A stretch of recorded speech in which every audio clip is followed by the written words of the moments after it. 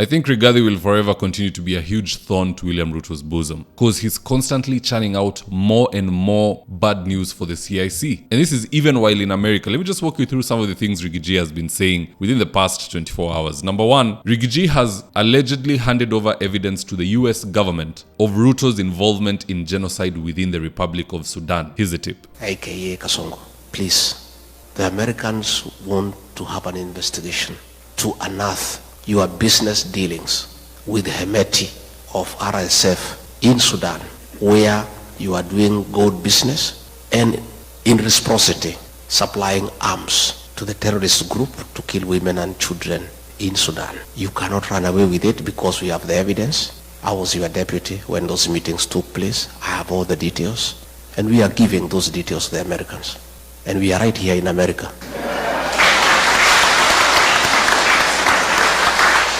If there is one thing that I know can get a leader locked up or in a very bad situation at the very least, is genocide. The moment you are linked to genocide and the evidence is there and the UN gets to notice you, that is it. Look at Assad of Syria. After he did carpet bombing on his own people, then he used chemical weapons on them. What happened? He was overthrown. He ran with all the money in Central Bank all the way to Russia. That is where he is these days as a civilian. So if this matter, which they're ignoring and treating like a joke, if it morphs into something bigger, do not be shocked to see certain individuals taking refuge in Uganda. Because sioni nchi ingine ikiwa na haja ya kusaidia some individuals in this country. They're in bad standing with Tanzania. It is only Uganda where they're in good rapport. So let people be very careful. Easy accusations za Gachagua si mchezo. It will be no different from Ruto testifying against Uhuru Kenyatta at the ICC back when they were both suspects. It will be enough to get Uhuru incarcerated, considering he even went there as a civilian. And it's the same thing that could possibly happen to Ruto. Anyway, moving along, RUTO exposed to several US Senate committees that Ruto met with 3 Al-Shabaab leaders in Mandera. Here's a tip. William Ruto, you need to know, the Americans want to know why you are working with Al-Shabaab. Why, when you are in Mandera, you met 3 leaders of the Al-Shabaab militia at night to discuss business with them.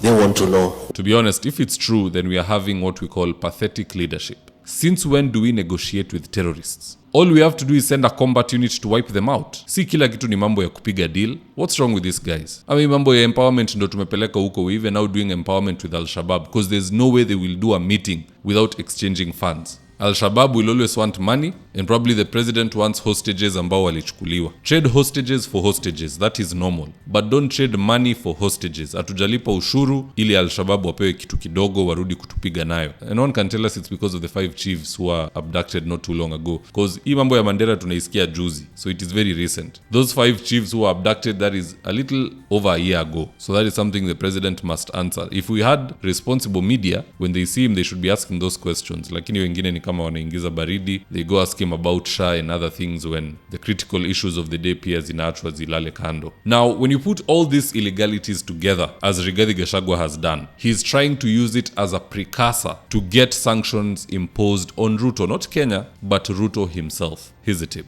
All we are asking the American government to do, once you confirm all these concerns, help us. Don't have sanctions against the people of Kenya or our country. Please, just do the right thing. Impose sanctions on William Ruto as a person, never to come to America.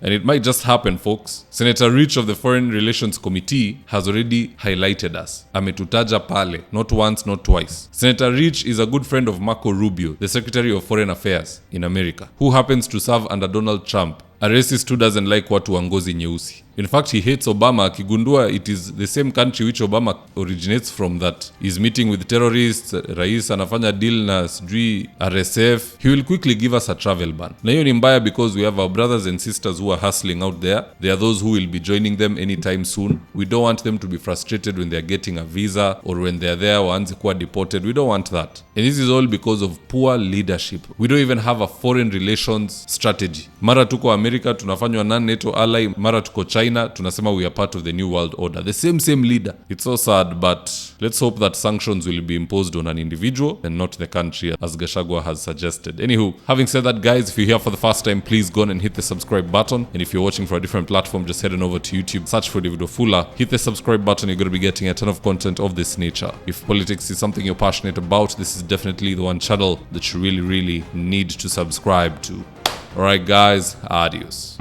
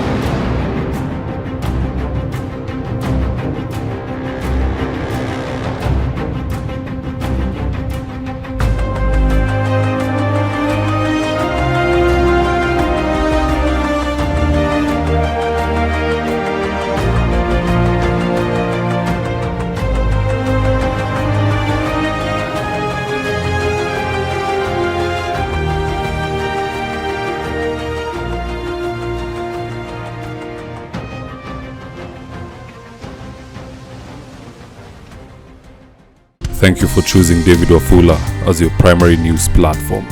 We put countless hours in research, recording, and editing. By showing up each and every day to watch our videos, you encourage us to generate more videos for the viewers. We are on a mission to inform, educate, and build a better tomorrow. To our thousands of followers in a world full of presidents, kings, and queens, you are the real gem.